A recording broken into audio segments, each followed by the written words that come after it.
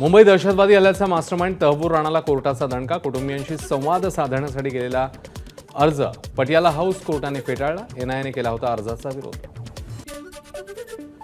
अलिबागच्या रेवदंडामधील खासगी कंपनीत परप्रांतीय सुपरवायझरकडून स्थानिक सुरक्षा रक्षकांना कामावरून काढलं.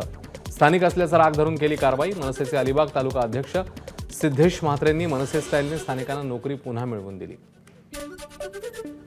नाशिकमध्ये दुचाकीस्वाराला चिरडण्याचा प्रयत्न. सिग्नल लाल असूनही कार पुढे नेण्याचा प्रयत्न. कारला जाऊ का दिला नाही म्हणत हत्येचा प्रयत्न.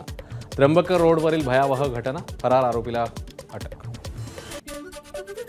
कोल्हापुरात फुटबॉल सामन्यादरम्यान प्रेक्षकांमध्ये फ्री स्टाईल हाणामारी. पोलिसांकडून सौम्य लाठीमार.